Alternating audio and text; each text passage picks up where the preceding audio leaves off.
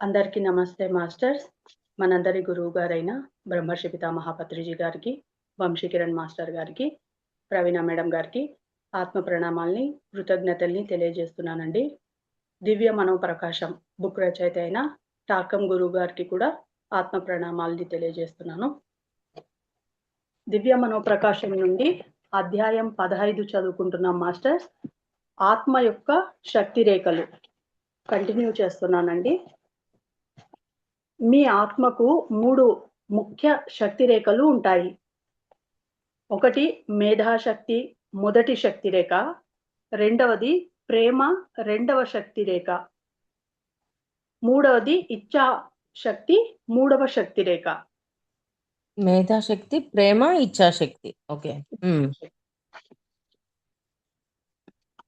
ఈ శక్తి రేఖలు మీ కలశంలోని 12 దళాలతో పనిచేస్తాయి. మొదటిది మేధాశక్తి మేడం. మొదటి శక్తి రేఖను జ్ఞానం యొక్క విద్యుత్ అని అంటారు.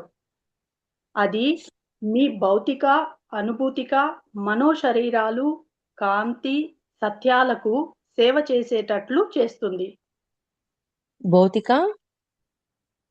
భౌతిక, అనుభూతిక, మనోశరీరాలు, కాంతి, సత్యాలకు సేవ చేసేటట్లు చేస్తుంది. ఫస్ట్ మేధాశక్తి. అవును మేడం. మేధాశక్తి ప్రేమ రెండవ శక్తి, ఇచ్ఛాశక్తి మూడవది. మేధాశక్తిలో మొదటి శక్తి రేఖను జ్ఞానం యొక్క విద్యుత్ అని అంటారు. అది భౌతిక, అనుభూతిక, మనోశరీరాలు, కాంతి, సత్యాలకు సేవ చేసేటట్లు చేస్తుంది. అంటే మేధాశక్తి ఎప్పుడైతే మనం పెంచుకుంటామో వీటన్నింటికి సేవ చేసే విధంగా మనం తయారవుతాం.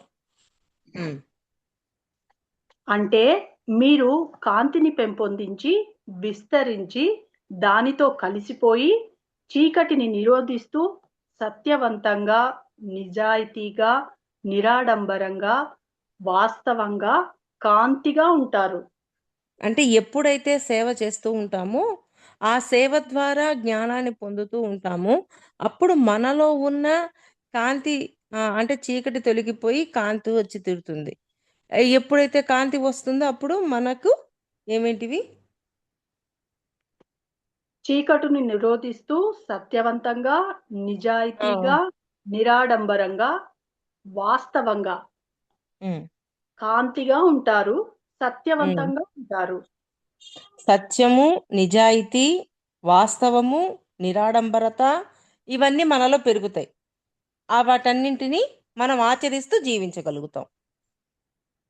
చీకటి తొలగి కాంతి తత్వం పెరుగుద్ది. అంటే భౌతిక, మానసిక వీటి ద్వారా మనల్ని మనం ఇన్స్ట్రక్షన్ ఇచ్చుకుంటూ ఇప్పుడు ఒక పని చేస్తున్నాం, అక్కడ అన్నదానం చేస్తున్నాము. అన్నదానం చేస్తున్నప్పుడు భౌతికంగా మనం సేవ అనుకున్నాము, కానీ మన మనస్సులో సేవ అనే భావం లేదు. అప్పుడు మారిపోతుంది కదా. అందుకని మూడింటిలో అదే భావనతో ఉన్నప్పుడు మనలో కాంతి తత్వం పెరిగి చీకటి తొలగి మనం ఇంకా ఉన్నతంగా తయారవుతాము అని చెప్తున్నారు. అంటే అలాగ కాంతితత్వం పెరిగి చీకటి తొలగడానికి సత్యం, నిరాడంబరత, ఇంకా నిజాయితీ, వాస్తవం ఇవన్నీ మనకి సహకరిస్తాయి. కాంతిగా ఉంటారు, సత్యవంతంగా. చదువు పాయింట్. Okay madam. మీరు భౌతికంగా ఏం చేసినా ప్రపంచపు కాంతిని పెంపొందించేదిగా ఉండాలి. మీరు దొంగతనం చేయటం, అసత్యాలు ఆడటం, వంచటం వంటివి చేస్తే చీకటిలో ఉంటారు. అంతే. జ్ఞానం అనేది ఒక మాట అన్నారు, భౌతికంగా మీరు ఏం చేసినా ప్రపంచ కాంతి పెరిగే విధంగా ఉండాలి మీ పని అంటున్నారు. పాయింట్ బాగా గుర్తుపెట్టుకోండి. ప్రపంచ కాంతి అంటే మన కాంతి కంటే మన కాంతి పెరగాలి, ప్రపంచ కాంతి పెరిగేటట్లు. ఇప్పుడు బాంబులు బ్లాస్ట్ చేస్తూ ఇవన్నీ చేసినప్పుడు ప్రపంచ కాంతిని తగ్గించిన వాళ్ళం అవుతామా అవ్వమా? ప్రకృతి వినాశనాలు చేసినప్పుడు ప్రపంచ కాంతిని తగ్గిస్తున్నామా లేదా? అలాగా ప్రపంచ కాంతి తగ్గకుండా ఉండే విధంగా మన యొక్క పని ఉండాలి అని చెప్తున్నారు. మీరు భౌతికంగా ఏం చేసినా ప్రపంచపు కాంతిని పెంపొందించేదిగా ఉండాలి. ఉమ్, మీరు దొంగతనం చేయటం, అసత్యాలు ఆడటం, వంచించటం వంటివి చేస్తే చీకటిలో ఉంటారు. అంతే కదా. మనలో ఆ ఉన్నతత్వం ఎక్కడ ఉంటుందో ఆ దివ్యత్వాన్ని కోల్పోతాం కదా ఆ పనులు చేసినప్పుడు. ఆటోమేటిక్ గా మనలో కాంతి తత్వం తగ్గి చీకటి పెరిగిపోతూ ఉంది. ఉమ్, గుప్త జ్ఞానం అనేది నిజమైన ధర్మానికి, విలువలకు చెందింది. ఉమ్, మొదటి శక్తి రేఖ మీ అనుభూతులను, మనోతలంలో మీ మనస్సును కాంతి కోసం పనిచేయిస్తుంది. మొదటిది ఏంది? మేధాశక్తి. మేధాశక్తి తోటి మన మనస్సులో వీటన్నిటిలో కాంతి తత్వం పెరగటానికి పని చేయిస్తుంటుంది. ఆ మేధాశక్తి ఉన్నప్పుడు మనలో క్రియేటివిటీ అనేది పెరుగుతూ ఉంటుంది. ఇప్పుడు ఒక వర్క్ చేయాలనుకున్నాం, దాంట్లో క్రియేటివిటీ తోటి ఈ విధంగా చేస్తే అందరికీ బాగుంటుందా, ఇంకొక విధంగా చేస్తే బాగుంటుందా అని మనలో ఆలోచనలు ద్వారా మనం ఆ మేధాశక్తి తోటి అక్కడ చక్కగా ఆ కర్మ జరిగేటట్లుగా చేస్తూ ఉంటాం. అది అందుకని మేధాశక్తి అనేది మనలో కాంతి తత్వాన్ని పెంచుతుంది అని చెప్తున్నారు. భౌతిక, అనుభూతిక, మనోశరీరాలు కాంతిని సేవించినప్పుడు మీ కలశంలోని 3 జ్ఞాన దళాలు క్రమంగా వికసించి మీరు కాంతిలో జీవిస్తారు. మళ్ళీ చదువు మళ్ళా పాయింట్. భౌతిక, అనుభూతిక, మనోశరీరాలు కాంతిని సేవించినప్పుడు మీ కలశంలోని 3 జ్ఞాన దళాలు క్రమంగా వికసించి మీరు కాంతిలో జీవిస్తారు. భౌతిక, అనుభూతిక, మానసిక 3 కాంతి రేఖలు అంటే అవి కాంతితో ఉండిపోయి ఉంటాయి ఇంకా. ఉమ్. ఏంటి ఇవన్నీ ఎందుకు జరుగుతున్నాయి? మనలో మేధాశక్తి పెరిగినప్పుడు. ఉమ్.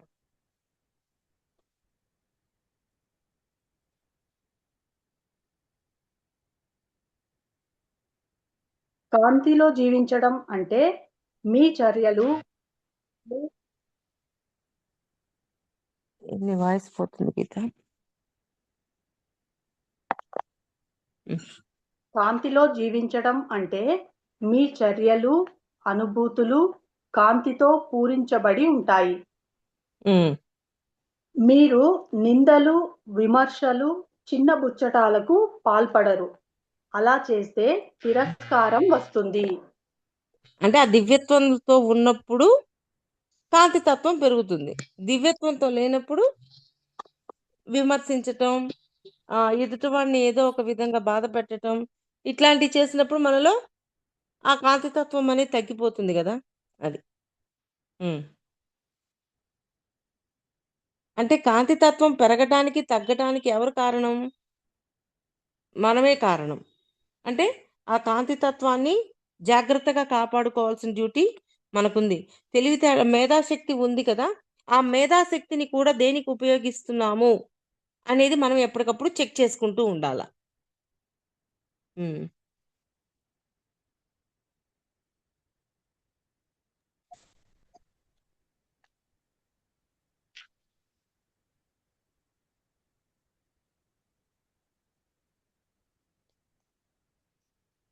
మీ భౌతిక, అనుభూతిక, మనోశరీరపు దళాలను వికసింపచేసుకోవడం అంటే మీ ఉపకరణాలను నిర్మించటం. ఉమ్. ఈ ఉపకరణాలు అంటే భౌతిక జ్ఞాన దళం ప్లీడియన్తోనూ, అనుభూతిక జ్ఞాన దళం సిరియన్తోనూ, మనోజ్ఞాన దళం ధ్రువ నక్షత్రంతోనూ అనుసంధిస్తుంది. భౌతికమైనది ఏంటి? దేంతోటి? మీ భౌతిక, అనుభూతిక, మనోశరీరపు దళాలను వికసింపచేసుకోవడం వికసింప చేసుకోవటం. ఉమ్. అంటే మీ ఉపకరణాలను నిర్మించడం. ఉమ్. ఈ ఉపకరణాలు అంటే భౌతిక జ్ఞానదళం ప్లీడియన్తోనూ, అనుభూతిక మీడియన్. జ్ఞానం మేడం ప్లీడియన్తోనూ, ప్లీడియన్. ఓకే. ఉమ్. అనుభూతిక జ్ఞానదళం ఉమ్. సిరియన్తో, మనోజ్ఞానదళం ధ్రువ నక్షత్రంతోనూ అనుసంధిస్తుంది. ఉమ్, అంతేకాక అవి మానవాళి ఆదిష్టాన మండలి శంబాలతోనూ సహస్రార విశుద్ధ హృదయ కేంద్రాలతోనూ బంధం కలిగి ఉంటాయి. ప్లీడియన్ సిరీస్ మూడోది ఏంది? ధ్రువ నక్షత్రంతోనూ ఆ, అనుసంధిస్తుంది. అంటే ఈ మన యొక్క భౌతిక, అనుభూతిక, మానసిక ఈ మూడు శరీరాలు ఈ మూడింటి నక్షత్ర మండలాలతో కనెక్ట్ అవుతాయి. కనెక్ట్ అవడం ద్వారా ఉన్నత అధిష్టానం నుంచి సూచనలు అందించబడతాయి. శంభాల నుంచి కూడా సూచనలు అందించబడుతూ ఉంటాయి. అవి మనకి చేరుతూ మనం ఇక్కడ ఆచరణ పెట్టగలుగుతూ ఉంటాం. అది ఉమ్, మీరు మీ మనస్సులో కాంతిలో ఒక సమాచార వ్యవస్థను నిర్మించుకోవాలి. ఉమ్, మీరు మీ మనస్సులో కాంతిలో ఒక సమాచార వ్యవస్థను నిర్మించుకోవాలి. అది లేకపోతే మీరు పరిమితులైపోతారు. అంటే ఎవరు సమాచార వ్యవస్థను ఏర్పరచుకోవాలి? మనకి మనమే ఏర్పరచుకోవాలి. మనం ఎప్పుడైతే ఆ సమాచార వ్యవస్థను ఏర్పరచుకుంటామో అప్పుడు మనం జాగ్రత్తగా ఉంటాం. లేకపోతే అలా ఉండలేము. ఇప్పుడు ఆ సమాచార వ్యవస్థలో మనము విశ్వరీమాలు వీటన్నింటినీ పెట్టున్నాం. ఎప్పుడైతే అవి పెట్టుంటాం వాటినే కదా మనం ఆచరిస్తాం. సరి అయిన వాటిని పెట్టాము, సద్గుణాలనే పెట్టాము. అప్పుడు ఏం ఆచరిస్తాం? మనం సద్గుణాలనే కదా ఆచరిస్తాం. అలాగా ఆ మనసు యొక్క సమాచార వ్యవస్థలో మనం ఏం పెడుతున్నామో దాన్ని బట్టే మన యొక్క ప్రవర్తన ఉంటది అంటున్నారు. కానీ సరి అయినవే పెట్టాలి అని చెప్తున్నారు. మళ్ళీ చదవాలి ఆయన. Okay madam. మీరు మీ మనస్సులో కాంతిలో ఒక సమాచార వ్యవస్థను నిర్మించుకోవాలి. ఉమ్, అది లేకపోతే మీరు పరిమితులైపోతారు. ఉమ్. ఈ విషయాలు తెలుసుకొని అన్వయించడం మీలో సమగ్రతను పెంపొందిస్తుంది. అంటే పరిమితుల్లో అంటే ఈ మనసు నిన్న నిన్న మనం చెప్పుకునేటప్పుడు కూడా స్వేచ్ఛేచ్ఛ బుక్లో చెప్పుకున్నాం ఈ పాయింట్. దివ్య మనోప్రకాశంలో వచ్చింది, స్వేచ్ఛేచ్ఛలో వచ్చింది. అంటే మన మనస్సులో కొన్ని పరిమితులు పెట్టేశామనుకోండి, దాని నెక్స్ట్ ఏముందో దాన్ని నేర్చుకోవాలని అంగీకరించాలని ఇవన్నీ ఏమి ఉండవు. ఎప్పుడు అప్డేట్ అవుతూనే ఉండాలా. ఆ అప్డేట్ అవుతూ ఉన్నప్పుడు మనకి ఇంకా ఇంకా ఇంకా అర్థమవుతూ ఉంటాయి. అంటే పరిమితులు పెట్టుకుంటే అప్డేట్ అవ్వలేము. పరిమితులు పెట్టుకోకుండా ఉన్నామనుకోండి, ఎప్పటికప్పుడు అప్డేట్ అనేది జరుగుతూ ఉంటుంది మన లోపల. ఉమ్, రెండవ పాయింట్ మేడం, ప్రేమ. రెండవ శక్తి రేఖ ప్రేమ శక్తి. ప్రేమ శక్తి భౌతిక, అనుభూతిక, మనోచర్యలలో ప్రవహించటం ప్రారంభిస్తుంది. మీ భౌతిక, అనుభూతిక, మనోచర్యలలో ప్రవహించడం ప్రారంభిస్తుంది. ప్రేమ శక్తి. ఉమ్, మీ జీవిత చర్యలు ఎంత మేర ప్రేమపై ఆధారపడి ఉన్నాయి?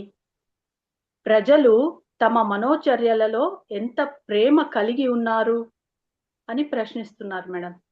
ఉమ్, అన్నది తెలుసుకోవడం ఎంతో ముఖ్యం. అవును. మీరు వీటి ద్వారా మీ కలశంలో ప్రేమ దళాలు అనే సమాచార రేఖలను విశ్వ సమాచార వాహకాలుగా నిర్మిస్తారు. ప్రేమదళ సమాచార రేఖలను విశ్వదళం యొక్క సమాచార రేఖలుగా నిర్మిస్తారు. అప్పుడు ఏకత్వంలోకి వెళ్ళగలుగుతాం కదా. విశ్వంతో కనెక్ట్ అయ్యా అప్పుడు ఆటోమేటిక్గా జరుగుతూ ఉంటుంది. అంటే మన లోపల ప్రేమ శక్తికి సంబంధించిన దళాలను మనం వికసింప చేసుకోవాలి. ఎవరు చెయ్యాలి? మనమే చెయ్యాలి.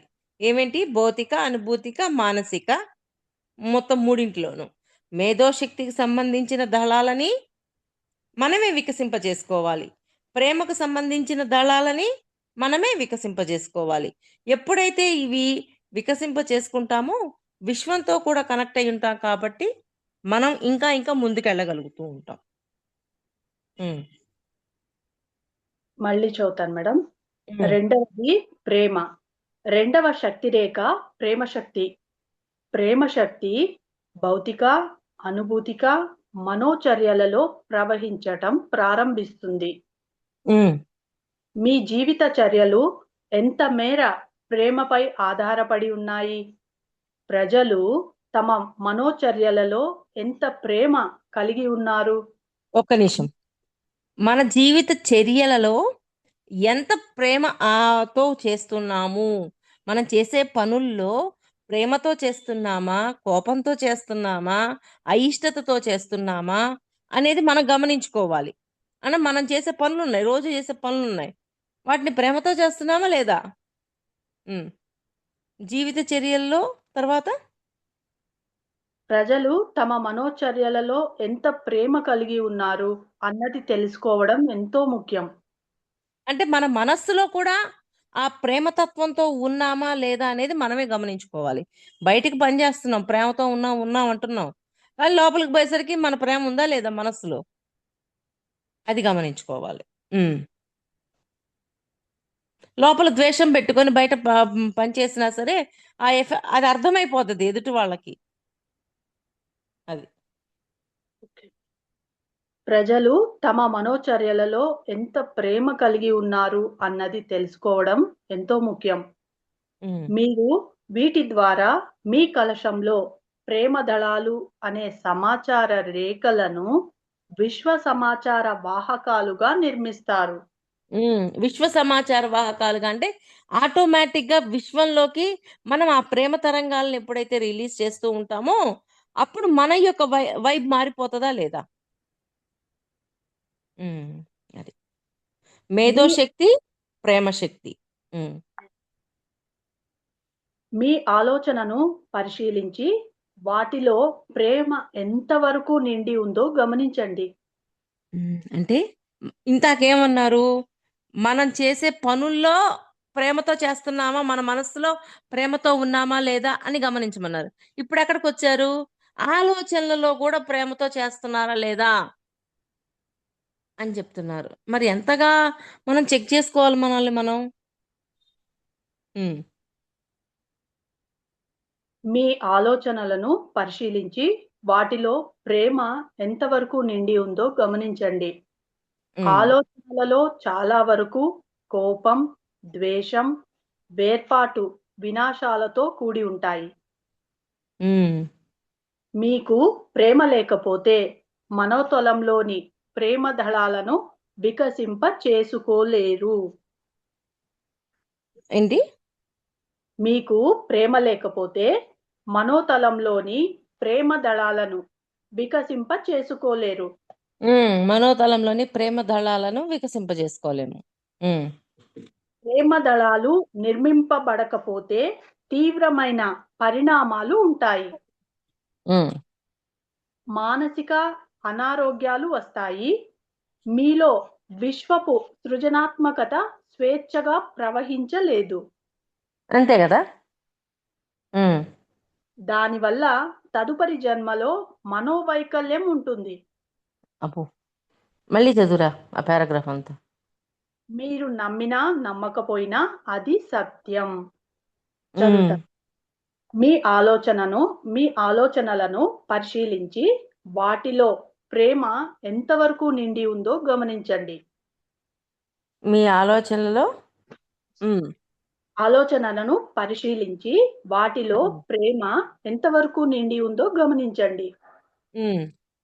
ఆలోచనలలో చాలా వరకు కోపం, ద్వేషం, వేర్పాటు, వినాశాలతో కూడి ఉంటాయి.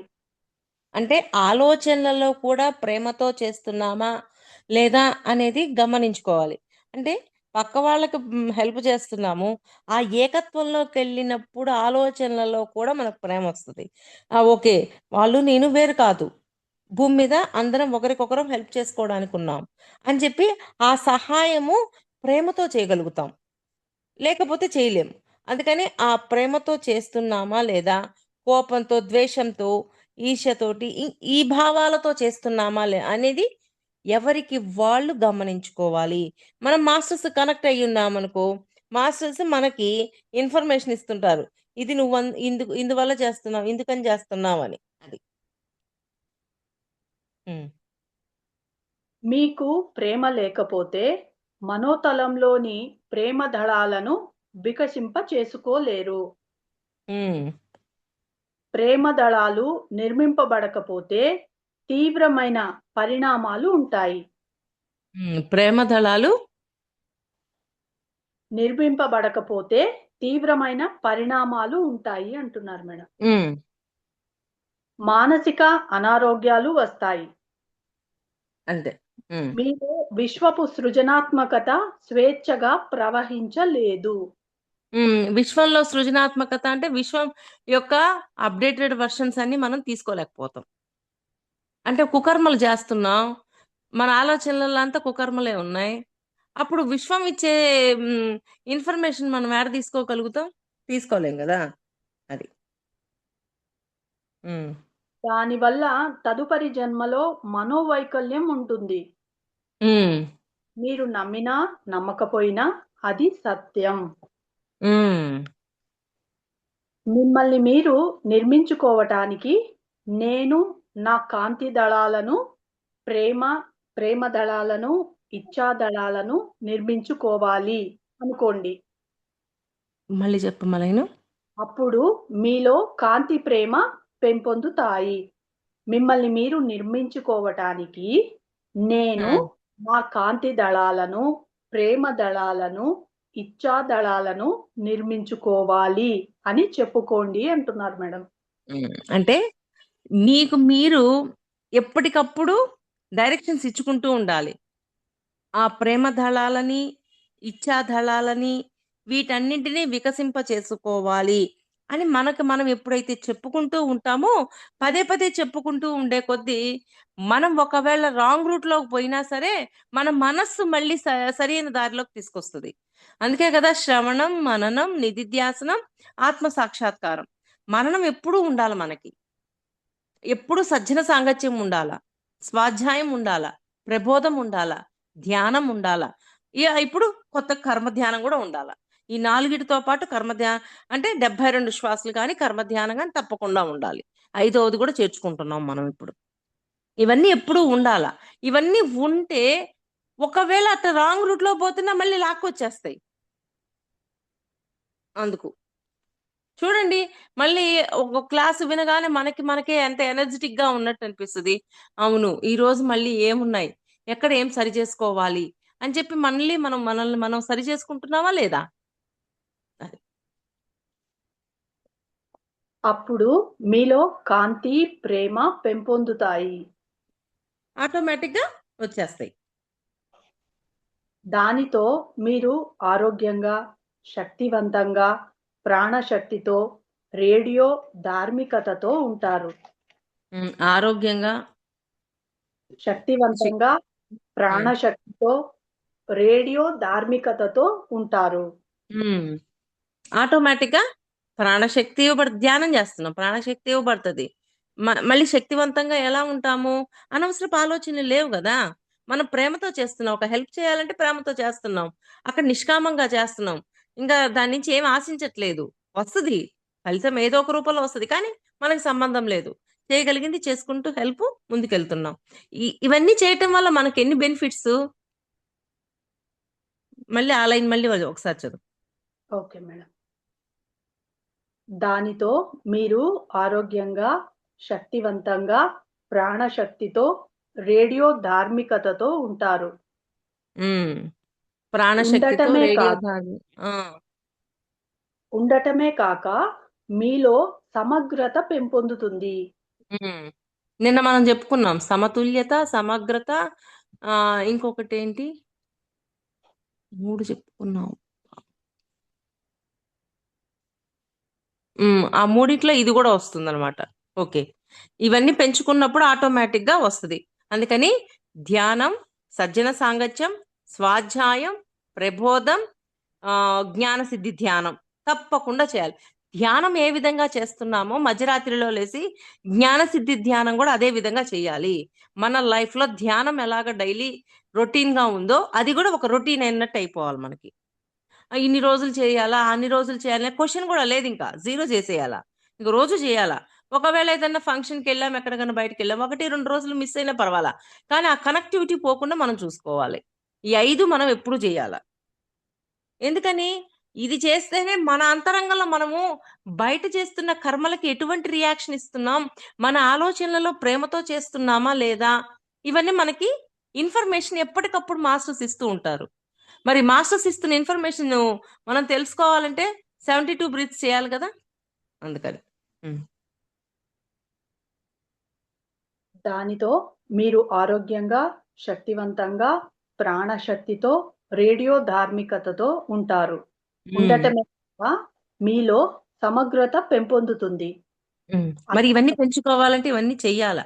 ఇది బాగా గుర్తుపెట్టుకోండి మాస్టర్స్, దయచేసి ఏ రోజు మిస్ చేయకండి. మనం ఇంట్లో పనులు చేస్తూ మనం మన కోసం మనం వెచ్చించుకుంటున్నాం ఇవన్నీ, మన ఎన్లైట్మెంట్ కోసం, మన యొక్క శక్తి కోసం.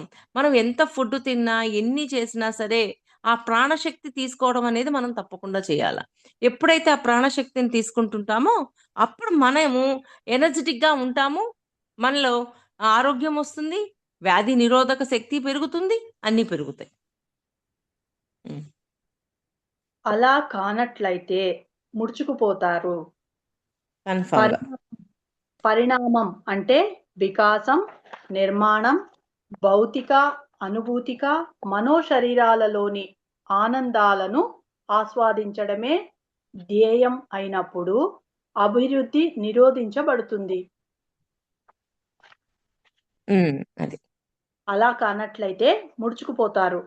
పరిణామం అంటే వికాసం, నిర్మాణం, భౌతిక, అనుభూతిక, మనోశరీరాలలోని ఆనందాలను ఆస్వాదించడమే ధ్యేయం అయినప్పుడు అభివృద్ధి నిరోధించబడుతుంది.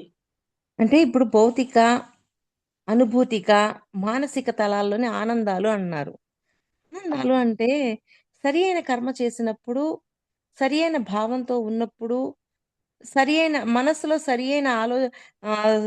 సరి అయినవిగా ఆలోచించినప్పుడు మన లోపల ఆనందం వస్తుందా రాదా? ఒకరికి హెల్ప్ చేసినప్పుడు ఎంత ఆనందం వస్తుంది, లోపల కూడా అదే అనుభూతి ఉంటుందా లేదా? కానీ ఒకరిని హింసించినప్పుడు ఎంత బాధ వస్తుంది? మూడు శరీరాల్లో గమనించండి, 3 శరీరాల్లో ఆనందం ఉండాల. అంటే మనం చేసే దాన్ని బట్టే మనకి ఆనందం అనేది వస్తుంది, భౌతిక, అనుభూతిక, మానసిక.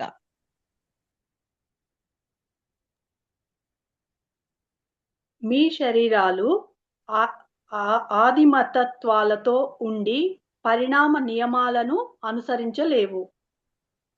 వాటి అంటే వాటికి సంబంధించినవి ఏంది? ఆది మతతత్వాలతో ఉండి, సారీ మేడం, ఆది మతత్వాలతో ఉండి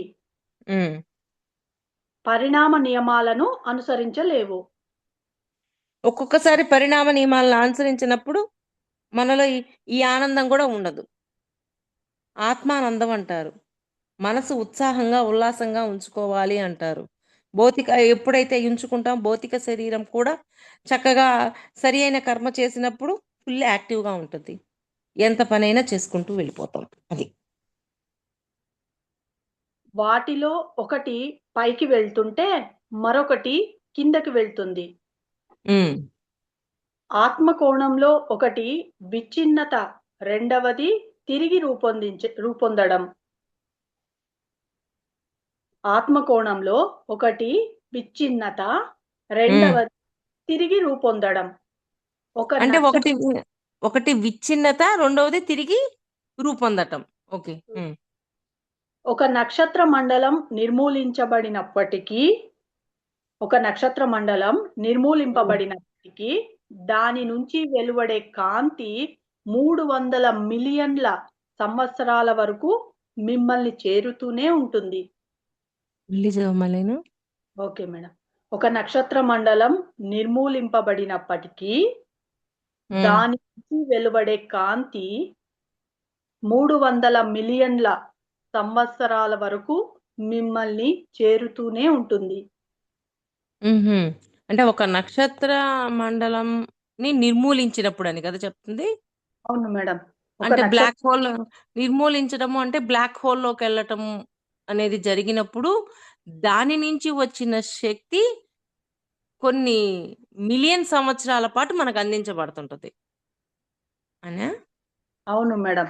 దాని నుంచి వెలువడే కాంతి 300 నిర్మూలించడమా అక్కడ వర్డ్ ఏందమ్మా? నిర్మూలింపబడినప్పటికీ అన్నారు మేడం. నిర్మూలింపబడినప్పటికీ అంటే బ్లాక్ హోల్ లో అలా వెళ్ళినప్పటికీ అని అనిపించింది నాకు ఇక్కడ. అలా జరిగినప్పటికీ దాని నుంచి శక్తి అనేది రిలీజ్ అవుతూనే ఉంటది. ఉమ్.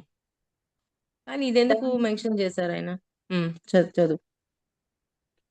దాని నుంచి వెలువడే కాంతి 300 మిలియన్ల సంవత్సరాల వరకు మిమ్మల్ని చేరుతూనే ఉంటుంది. ఉమ్.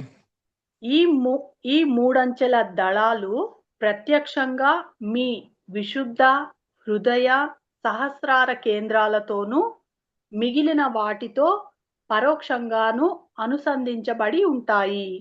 అంటే మేధోశక్తి, ప్రేమశక్తి, ఇచ్ఛాశక్తి ఈ మూడు విశుద్ధ హృదయ సహస్రార కేంద్రాలతోనూ కనెక్ట్ అయి ఉంటాయి. ప్రేమ శక్తి కంప్లీట్ అయింది మేడం. మూడవది ఇచ్ఛాశక్తి. ఈ దళాలను త్యాగ దళాలు అంటారు. ఈ మూడవ విద్యుత్ ప్రవాహం త్యాగాన్నే సృష్టిస్తుంది. దీన్ని ఇచ్ఛాశక్తి అంటారు. అది ఆత్మ నుంచి వెలువబడి 3 త్యాగ దళాల్లోకి చేరుతుంది. ఇచ్ఛాశక్తి అంటే ఇక్కడ త్యాగానికి సంబంధించింది. త్యాగ దళాలను సృష్టిస్తుంది. ఓకే. వికసింపజేస్తుంది. ఈ దళాలను వికసింప చేసుకోవడం అనేది మీ భౌతిక జీవితం త్యాగంతో కూడుకున్నప్పుడు సంభవిస్తుంది. మీ స్వీయ ఆసక్తులను ఇతరుల ఆసక్తుల కోసం వదిలివేసి వారిని ఎన్నటికీ వంచనప్పుడు ఇది జరుగుతుంది. అంతే. అంటే మన స్వీయ ఆసక్తులను ఎదుటి వారి యొక్క ఆసక్తుల కోసం వదిలేసి వాళ్ళకి అలాగా త్యాగం చేయటం ద్వారా వంచన నుంచి బయటకు వచ్చేస్తాం. మనలో ఒకవేళ వంచన ఉన్నా కూడా దాని నుంచి బయటకు వచ్చేస్తాం. పాయింట్ అర్థమైందా? అర్థమైంది మేడం. మళ్ళీ చదవాలి. Okay madam. ఈ దళాలను త్యాగ దళాలు అంటారు. ఈ మూడవ విద్యుత్ ప్రవాహం త్యాగాన్నే సృష్టిస్తుంది. దీన్ని ఇచ్ఛాశక్తి అంటారు. అది ఆత్మ నుంచి వెలువబడి 3 త్యాగ దళాలలోకి చేరుతుంది. ఈ దళాలను వికసింప చేసుకోవడం అనేది మీ భౌతిక జీవితం త్యాగంతో కూడుకున్నప్పుడు సంభవిస్తుంది. అంటే ఇచ్ఛాశక్తి అనేది ఆత్మ నుంచి వస్తుంది. మరి ఈ ఇచ్ఛాశక్తికి సంబంధించింది ద్వారా వచ్చే దళాలను త్యాగ దళాలు అంటారు. వాటిని వికసింపజేసుకోవాలి. అంటే భౌతిక జీవితంలో మనం త్యాగపూరితమైన కర్మ చేస్తూ ఉన్నప్పుడు ఆటోమేటిక్ గా మన లోపల ఈ దళాలు వికసిస్తాయి అని చెప్తున్నారు.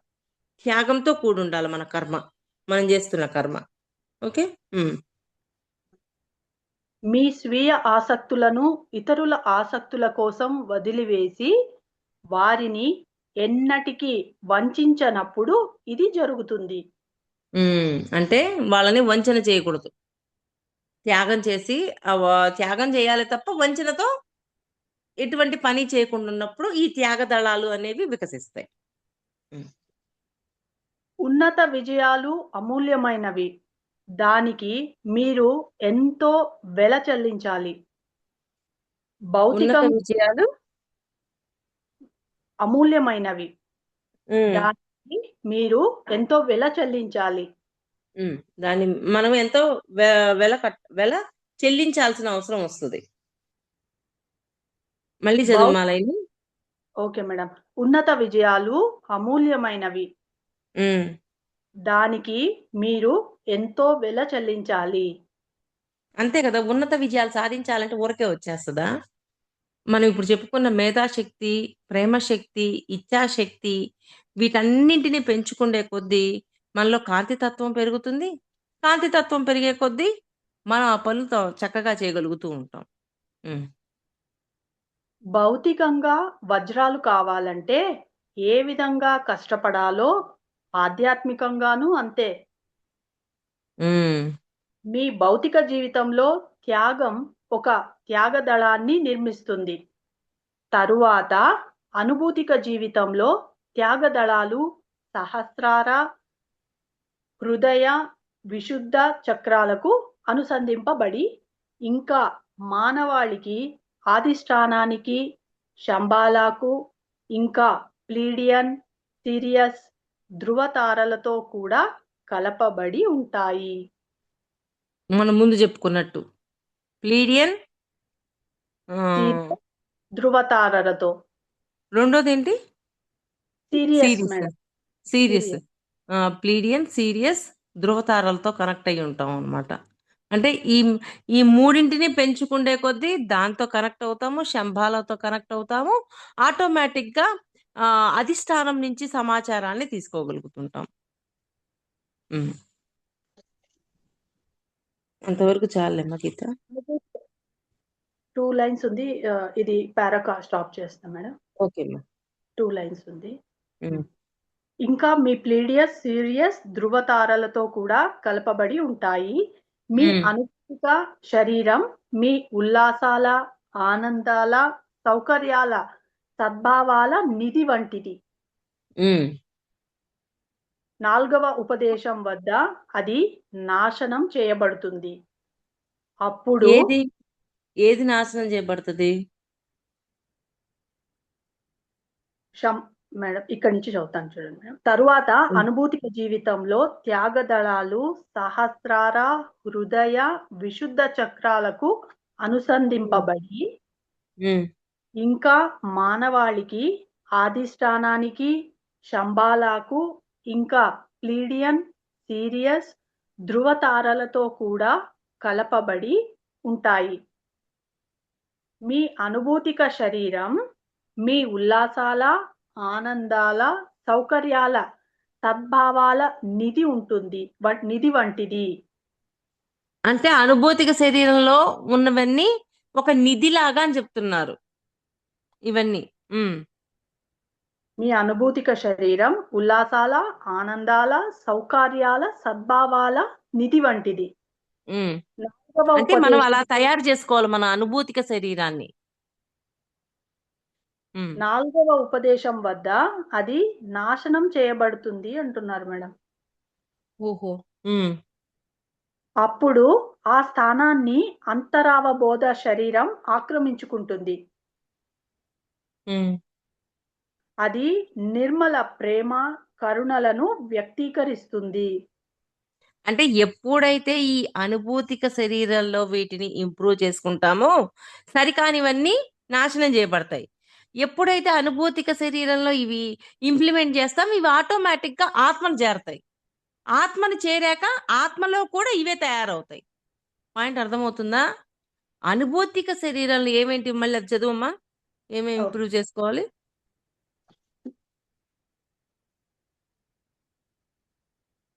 మీ అనుభూతిక శరీరం మీ ఉల్లాసాల, ఆనందాల, ఆనందం, ఉల్లాసం, ఆనందం, సౌకర్యం. మేడం 4వ ఉపదేశం వద్ద అది నాశనం చేయబడుతుంది అంటున్నారు మేడం. అప్పుడు మేడం ఓకే ఓకే ఓకే ఇక్కడ ఆ కోణం కాదురే. మన అనుభూతిక శరీరంలో వీటి కోసం వెంపర్లాడుతూ ఉన్నప్పుడు అవి 4వ ఉపదేశం దగ్గరికి వెళ్ళినప్పుడు ఇవన్నీ నాశనం అవుతాయి.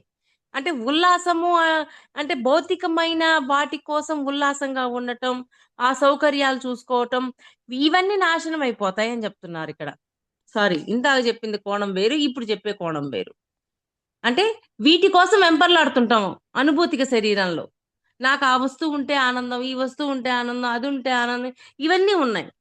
ఇవన్నీ కూడా ఎక్కడ 4వ ఉపదేశానికి వెళ్ళినప్పుడు ఇవన్నీ బ్లాస్ట్ అయిపోతాయి.